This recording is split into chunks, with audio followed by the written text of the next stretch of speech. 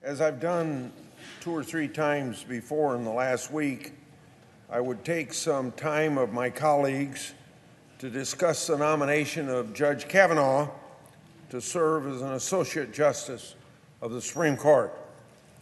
I think the debate surrounding his confirmation has highlighted the deep divide between how conservatives view the role of the judiciary versus how liberals view it. The reason liberal outside groups oppose Judge Kavanaugh's nomination is quite simple. They don't think that he will promote their preferred policies and the outcomes of those policies while on the bench. Well, I can't think of a better example that demonstrates how differently liberals and conservatives view the role of the judiciary. So let me tell you how I and most Americans view the role of the judiciary. Pretty simple things we learn from high school government courses about checks and balances of government. Just pretty simple, pretty common sense, because it's all about the purpose of the Constitution of the United States. Under that Constitution, we have 3 branches of government. Congress makes the laws, the President enforces the laws, and the judiciary interprets and applies the law and the Constitution. The judiciary's role as a co-equal and independent branch of government is significant. It's confined, or the words from the Constitution, they can only deal with cases and controversies. As Alexander Hamilton explained in Federalist Paper number 78, the judiciary, quote, may truly be said to have neither force nor will, but merely judgment, end of quote. In other words, the judiciary must stay in its lane, a very slow lane, calling balls and strikes as the courts see them, without trying to encroach on Congress's authority to make policy through the legislative process. When the Supreme Court goes beyond its mandate and enters the policy-making arena, it threatens the structure of our Constitution. To preserve the judiciary's independence, justices of the Supreme Court are appointed for life. They're not accountable directly to the voters for their decisions. The American people can toss those of us in Congress out if we make bad policy decisions. But if a judge ends up legislating, we're stuck with the judges that made those bad decisions for life. The benefit of this arrangement is that judges can make decisions according to the laws, not based on the whims of political opinion, because they are immune from that political opinion. But the downside is that some judges can see their independence as a green light to override the policy choices of Congress or the states and substitute their own policy preferences. The threat that this poses to self-government should be very self-evident.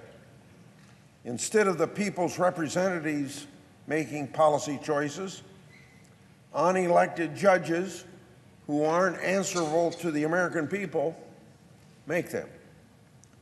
Conservatives believe that judges must rule according to the law as written. In any case, the law might lead to a liberal political result, or it might require a conservative political result, but the judge can't take that into consideration. The law must be interpreted regardless of whether the judge agrees with the political results of the decision. A good judge will oftentimes personally disagree with the result he or she reaches. Many liberals view the role of the judiciary very differently. Liberals believe that an independent judiciary unaccountable to the American people is a very convenient way to achieve policy outcomes that can't be achieved through the democratic and representative process. That is why in nearly every case before the Supreme Court, it's very predictable how the 4 Democrat-appointed judges will rule. In most cases, they'll reach the result that achieves liberal political goals. How else can you explain the fact that the Democrat-appointed justices have voted to strike down every restriction on abortion, a right that appears nowhere in the Constitution, but would uphold restrictions on political speech or gun rights? After all, these rights are expressly covered by the First and Second Amendments. The unfortunate reality is that liberal jurisprudence is thinly veiled liberal policymaking. And I'm very generous when I say thinly veiled. This explains many of the left-wing attacks now going on about Judge Kavanaugh. Judge Kavanaugh has a track record of putting aside any policy preferences that he has and ruling according to the law as it is written. I think this is a virtue. Indeed, it is necessary for judges to do that, to show their impartiality, to show their judicial temperaments. But liberal outside groups and their Senate allies see this as a threat. They want judges who will impose their policy preferences, only have those policy preferences disguised as law, of course. They want politicians hiding under their judicial robes. That is why many of the attacks on Judge Kavanaugh are based on policy outcomes. Left-wing groups are spending millions of dollars to convince the American people that Judge Kavanaugh is hostile to their preferred policies. This effort, I believe, will be unsuccessful. What the American people see in Judge Kavanaugh is a judge who will rule according to the law, not for or against various policies. 9 Ivy League justices and their cadre of mostly Ivy League law clerks aren't equipped to replace Congress's exclusive lawmaking function. One attack that I've seen on Judge Kavanaugh is that he represents a threat to the Affordable Care Act's protection of people with pre-existing conditions. So I want to tell you why numerically that just doesn't work out. Because the same 5 justices who upheld the constitutionality of the Affordable Care Act and did it twice are still on the court. Justice Kennedy, who Judge Kavanaugh would replace, voted to strike down the Affordable Care Act. In other words, even assuming you could predict Judge Kavanaugh's vote 1 year from now or 10 years from now on the Affordable Care Act, his vote would not change the outcome. Moreover, as Judge Kavanaugh had 2 opportunities to strike down the Affordable Care Act on the D.C. Circuit, where he now serves, he did not do it. So where do you get the idea that he's a predictable votes to undo the ACA? For those of us for repeal, we maybe ought to vote against him because he hasn't voted that way on the D.C. Circuit those of us that thought the Affordable Care Act should be repealed, because he may not be a sure vote to do that. And even if he were, there's still 5 votes to preserve it. The left-wing groups might want to put away, then, their crystal ball.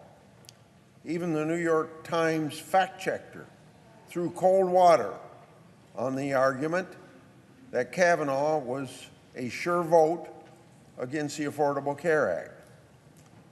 The New York Times labeled the left-wing attacks, quote-unquote, exaggerated. Another attack on Judge Kavanaugh is that he's hostile to abortion rights. But this attack misrepresents his record on the D.C. Circuit. There, Judge Kavanaugh acknowledged that the court must decide the case based on Roe v. Wade and subsequent abortion decisions.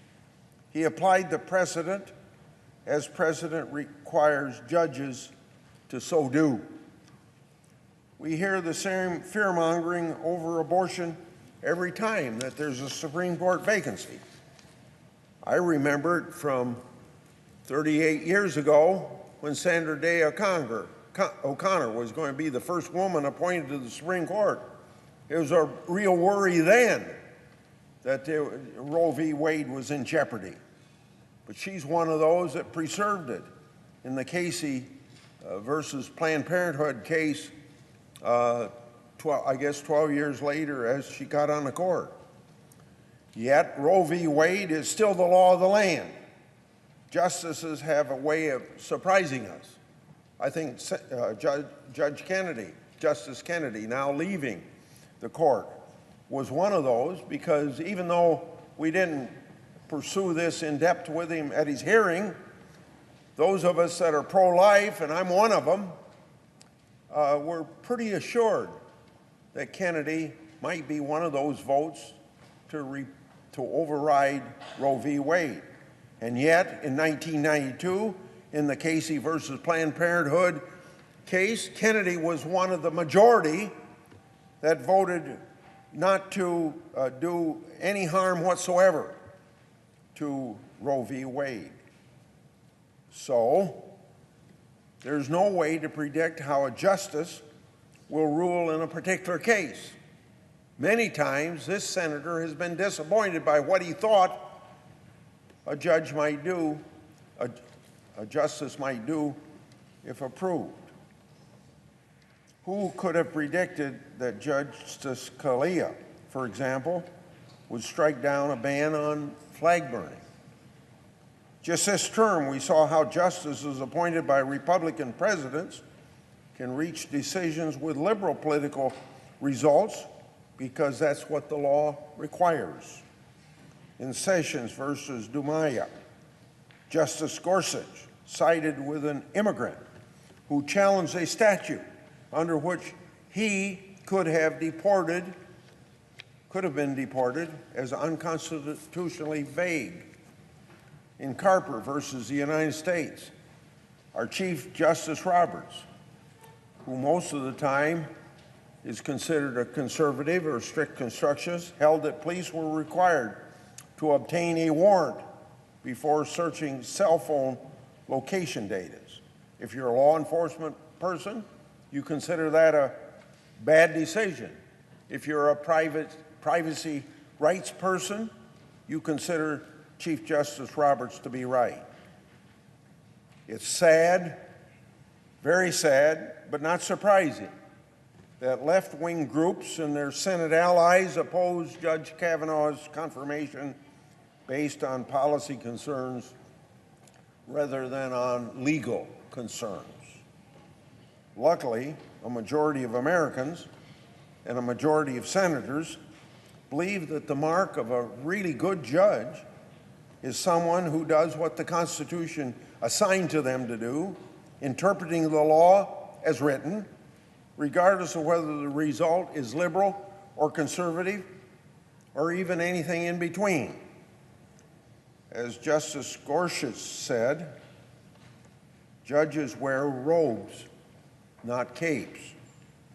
In his 12 years on the D.C. Circuit, Judge Kavanaugh has a clear track record of setting aside any policy preferences and ruling according to law as Congress wrote it. Criticizing the results of certain decisions says more about his critics than about the judge himself. We're already seeing an attempt at borking Judge Kavanaugh. I was in the Senate when liberal groups and some of my colleagues smeared the highly respected Judge Bork after he was nominated for the Supreme Court.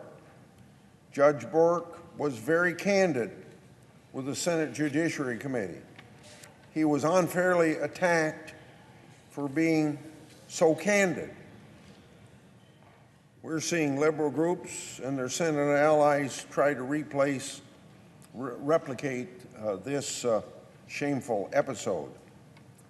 But since the nomination of Justice Ginsburg to the Supreme Court, the tradition has been for nominees to, in her words, give, quote, no hints, no forecasts, no previews, end of quote, of how she would vote, and it applies to how he would address certain cases. The minority leader, in a press conference last year, affirmed that, quote, there is a grand tradition that I support that you can't ask a judicial nominee about a specific case that might come before them. That's exactly the Ginsburg rule. And I expect, if he wants to be on the Supreme Court, not only for the sake of being on the Supreme Court, getting there, but to serve the role he ought to serve as an impartial justice, that he's going to follow this Ginsburg rule when he comes before my Judiciary Committee. I implore my colleagues not to try to extract assurances about how he will rule in specific cases in exchange for the confirmation vote, because they ought to get an answer from Kavanaugh that Ginsburg would give. And as far as I know, every one of the nominees since then. The only question that matters is this: does Judge Kavanaugh strive to apply the law as written by Congress, regardless of his personal views? And from what I know about Judge Kavanaugh, and I haven't gone through all of his 300 opinions yet that he's written as a circuit judge, but the answer appears to be yes. I suggest the absence of a quorum.